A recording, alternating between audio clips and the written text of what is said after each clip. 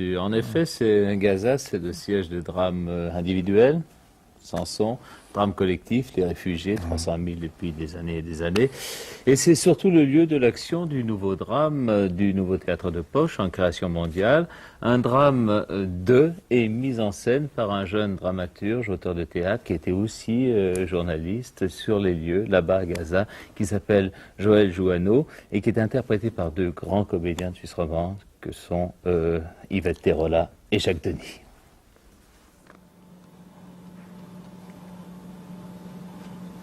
Maintenant, tu m'entends. Tu ouvres les yeux.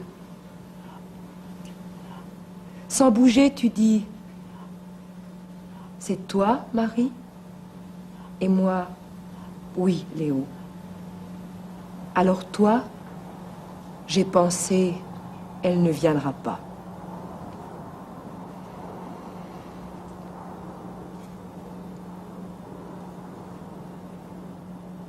C'est toi, Marie. Oui, Léo.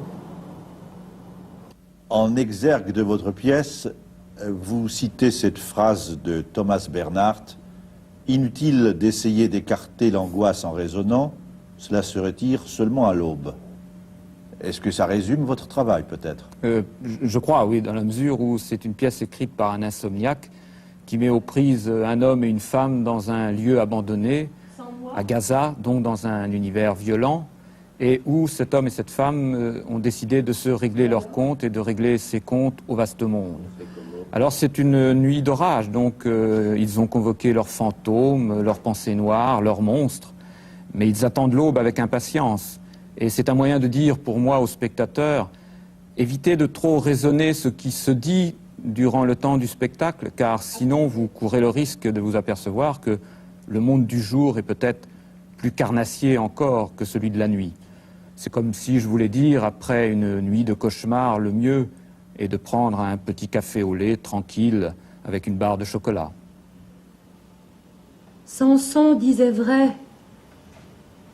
Je vois bleu, mais loin.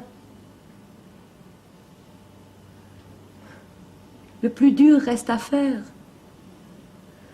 Aujourd'hui, simple manœuvre, exercice, amuse-gueule, rigolade. Les treillis sont encore au pressing. Bientôt le bal. Boum. Depuis quand écrivez-vous du théâtre?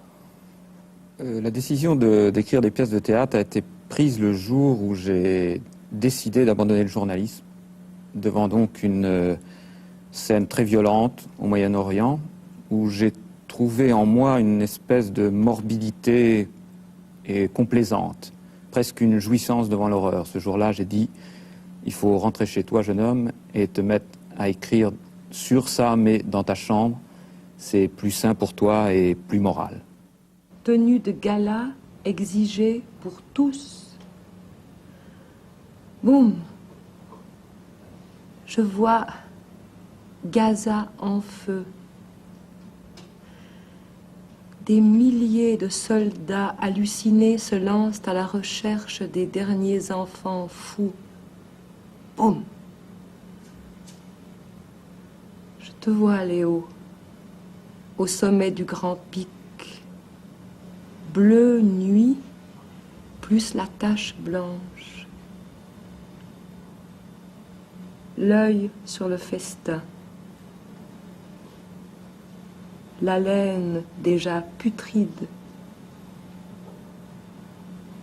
J'entends ton rire atroce.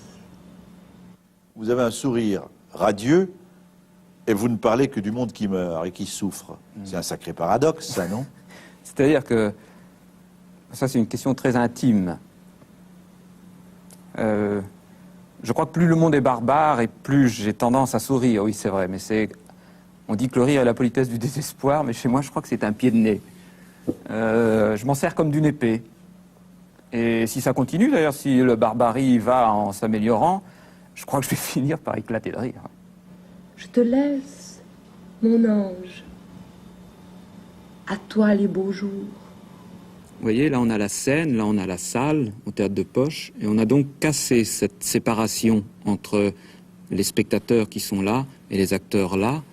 On a essayé d'imaginer un dispositif où, avec des gradins construits, on puisse mettre le spectateur dans une position un peu d'oiseau, de condor, qui regarderait comme ça deux êtres qui s'agiteraient et qui tenteraient de débattre des questions de l'amour et de la violence.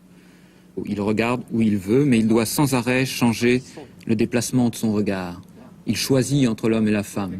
Il a un regard un peu obscène, je trouve d'ailleurs par rapport aux deux, mais ça me semble être intéressant aujourd'hui justement par rapport au statut du regard occidental, par rapport par exemple au Moyen-Orient, ou par rapport à la question de l'amour.